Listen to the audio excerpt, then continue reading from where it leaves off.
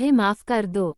वो रोते हुए गिड़गिड़ा रही थी, लेकिन नेहा के चेहरे पर जरा भी दया नहीं दिख रही थी। नेहा हर मार के साथ और गुस्से में आ जाती। उसने कहा, तुम्हें माफी चाहिए। तुम्हें पता होना चाहिए कि मेरे आदेश से मना करने का क्या अंजाम होता है। तुमने सोचा था कि मैं तुम्हें इतनी आसानी से छोड़ दूंगी। अब भुगतो। सुमित्रा दर्द से कराहती रही, उसकी आवाज कमजोर पड़ने लगी, लेकिन नेहा नहीं रुकी। उसने सुमित्रा को बालों से खींचकर उठाया और फिर उसे जमीन पर पटक दिया। सुमित्रा की आंखों में डर और बेबसी थी। वो हाथ जोड़कर रोती रही, गुरुजी, मुझ पर रहम करो।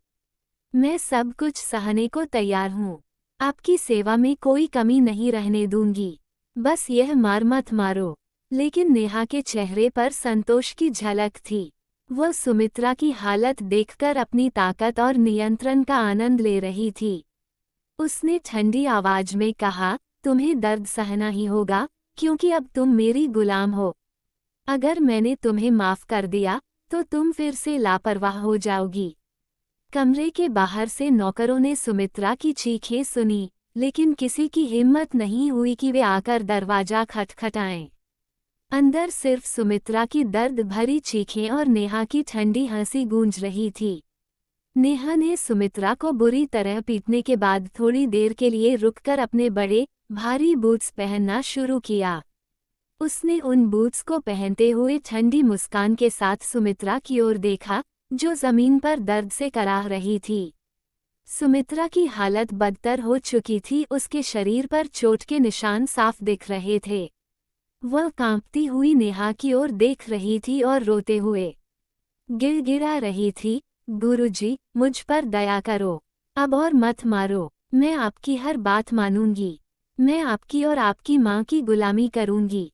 बस मुझे बख्श दो। नेहा ने बूट्स के फीते कसते हुए ठंडे स्वर में कहा, बख्शना।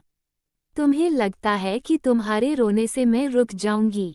ये तुम्हारे लिए सजा है और मैं इसे अधूरी नहीं छोड़ने वाली।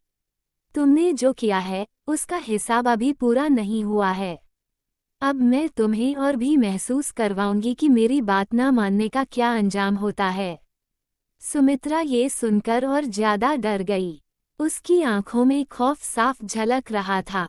वो जमीन पर सरकते हुए नेहा के पैरों के पास गई और उनके बूट्स को पकड़कर गिड़गिड़ाने लगी, गुरुजी, बस इन बूट्स से मत मारो। मेरा शरीर अब और सहन नहीं कर पाएगा। प्लीज, मुझ पर दया करो। मैं आपके पैरों की सेवा करूंगी, आपकी जूती